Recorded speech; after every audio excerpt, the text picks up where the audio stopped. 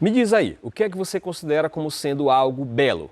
O que é que tem num objeto, numa pessoa, num lugar que faz com que você possa dizer, nossa, que coisa bela?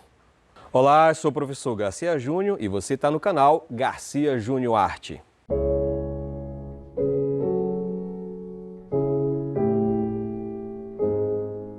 Não esquece, se gostar desse vídeo, deixa o like, te inscreve no canal, clica no sino para notificações e comenta à vontade. Bora fazer com que esse canal tenha mais engajamento e seja recomendado pelo YouTube para mais pessoas. Valeu! Bem, nesse vídeo a gente vai falar sobre um dos assuntos mais importantes e relevantes quando a gente fala sobre arte, que é a beleza. Vamos falar sobre estética.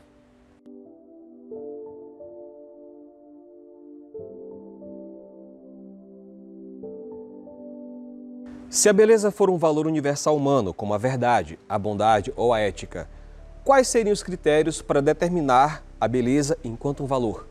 E será que esse valor pode ser aplicado sobre qualquer atividade humana? Será que podem existir diferentes graus de intensidade da beleza? A arte pode ter diferentes níveis de elaboração, conceitual, intelectual, emotiva, técnica, de execução, de escala, dentre outros. Será que isso pode determinar o valor da beleza? Observe essas imagens e indique aquelas que você julga como sendo belas e pense nos motivos que levaram você a esse julgamento.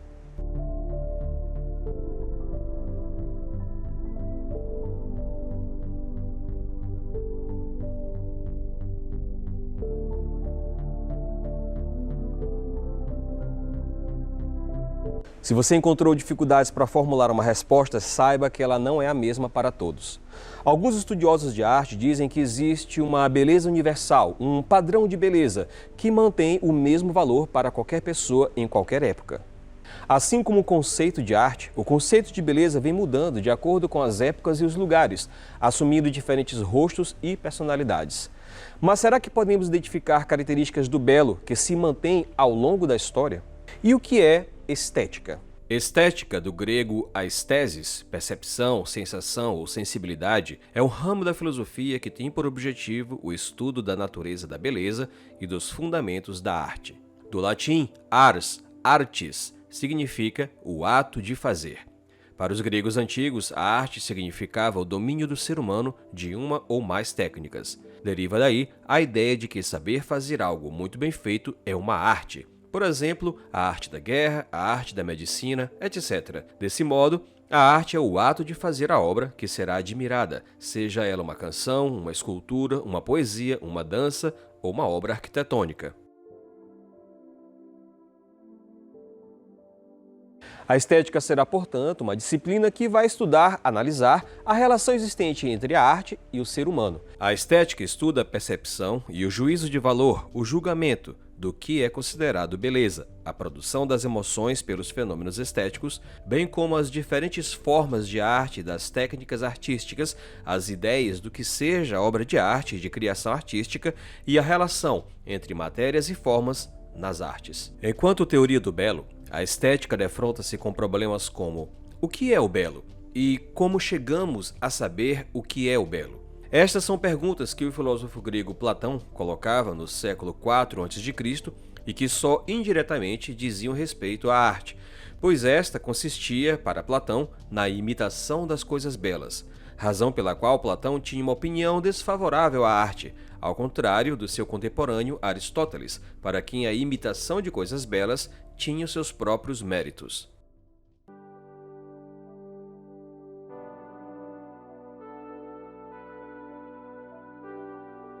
Já para os filósofos do século XVIII, como Hume e Kant, é no campo da subjetividade que se encontra a resposta para o problema do belo. A estética transformou-se assim em uma teoria do gosto, cujo problema central passou a ser o de saber como justificamos os nossos gostos. O subjetivismo estético é a doutrina defendida por esses dois filósofos, embora com tonalidades diferentes.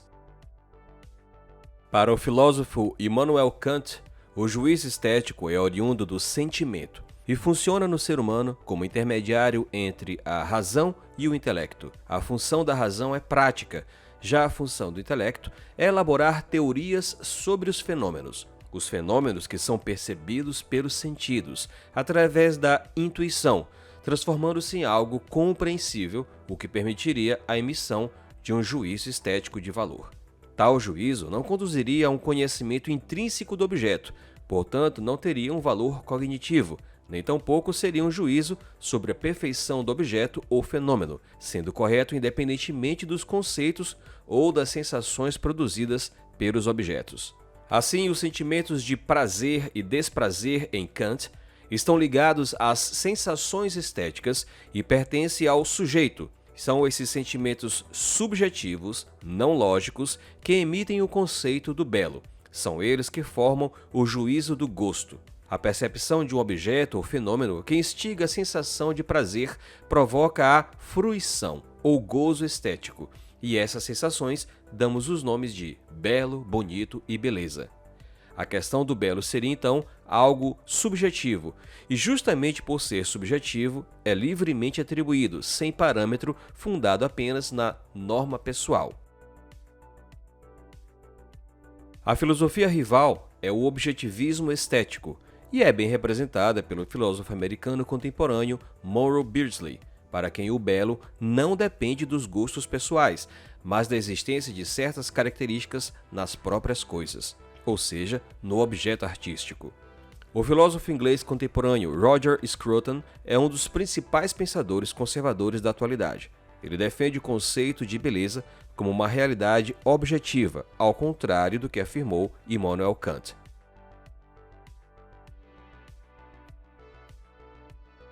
Pelo entendimento dessas vertentes de pensamento, a beleza pode ser algo objetivo, isso é, que pertence ao objeto, suas características físicas e de conteúdos, ou algo subjetivo, isso é, que pertence ao sujeito, aquele que observa a obra de arte. Então, o conceito de beleza teve várias modificações ao longo dos tempos. O que uma cultura pode considerar como feio, outra cultura pode considerar como belo, e vice-versa. São as diferenças nos contextos de espaço e tempo das variadas culturas e etnias existentes no planeta que tornam difícil e complexa uma conceituação definitiva para o que é belo. Será que a beleza universal pode ser entendida a partir da matemática? Vamos falar sobre a beleza universal e a proporção áurea. A proporção áurea é uma constante real algébrica irracional denotada pela letra grega φ, não confundir com o número π, em homenagem ao escultor Fídias, que a teria utilizado para conceber o Pártenon, na Grécia Antiga, e φ tem um valor arredondado a 3 casas decimais de 1,618. A proporção áurea, junto com o número φ, pode ser encontrado na proporção dos seres humanos, o tamanho das falanges, os ossos dos dedos, por exemplo, nas colmeias, entre inúmeros outros exemplos que envolvem a ordem do crescimento e proporcionalidade na natureza. O termo proporção áurea vem da proporção de ouro ou proporção divina, um número que alguns artistas e estudiosos já associaram à própria criação de Deus. Bom, se existe a beleza, é porque existe seu conceito oposto, a feiura, o feio. Assim como o belo, o feio vem sendo discutido ao longo das épocas e atualmente podemos destacar 3 modos de entender o que é feio dentro das artes visuais. O primeiro modo de entendermos o que é o feio nas artes visuais é quando a forma de representação é feia, ou seja, quando o criador não tem conhecimento das técnicas ou dos materiais que escolheu para trabalhar e não consegue transmitir sua proposta criativa ou mesmo lhe falta criatividade. O segundo modo de entendermos o que é o feio dentro das artes visuais é quando o assunto é feio, isso é, quando um tema escolhido, seu conteúdo, pode causar desprazer, repulsa, medo ou quaisquer sentimentos negativos que são simulados na percepção da obra. Às vezes, por isso mesmo, podem ser consideradas belas. E um terceiro modo de entender o que é o feio nas artes visuais é quando o observador, o público, não possui conhecimento ou sensibilidade para apreciar e entender a proposta do criador da obra e a considera feia. Aqui existe uma linha tênue entre a real falta de habilidade técnica ou criatividade do suposto artista e a ignorância do público que tem contato com a possível obra. Como podemos então julgar se uma obra é feia? Quando podemos chamá-la de arte? A partir do século XIX, quando a arte deixa de ter puramente uma função utilitária e naturalista e passa a se preocupar mais com a forma de representação estética, ou seja, a função formalista, ela passa a ser avaliada pela sua proposta e capacidade de falar ao sentimento. Assim, a arte passa a ser autêntica, deixa de ser uma cópia do real. Então só haverá obras feias quando forem mal feitas, isso é, quando elas não corresponderem à proposta de criação do artista, por falta de conhecimento, de experiência, de habilidade, técnica ou mesmo criatividade. Veja só esse curioso caso que aconteceu quando uma obra de arte foi restaurada após ser confundida com sujeira e removida por uma faxineira em Bolzano, no extremo norte da Itália. Ela achou que o trabalho, chamado Onde Vamos Dançar Esta Noite, se tratava de uma bagunça deixada por uma festa realizada no local na noite anterior. A faxineira limpou o local e jogou todo o material fora. E aí, será que o problema era da faxineira, que não conseguiu perceber que aquilo era uma obra de arte, ou mesmo pelo artista, que não fez uma obra lá muito elaborada assim? E como é que você define o seu gosto pela beleza, pela arte? Bom, o gosto é a capacidade que nós temos de julgar a beleza de uma obra, entendendo-a e apreciando-a.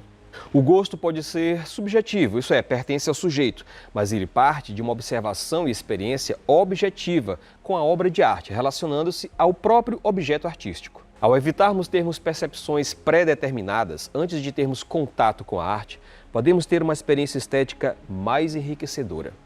Para podermos adquirir um bom gosto, devemos refiná-lo com informações, conhecimento e a experiência com obras de arte. Não devemos nos impedir de termos contato com esse universo, pois ele é muito rico e vivo. Através do universo da arte, descobrimos o que o mundo pode ser e também o que nós podemos ser. Bem, é isso. Espero que tu tenha gostado desse nosso vídeo falando sobre estética e a gente se vê na próxima aula. Valeu!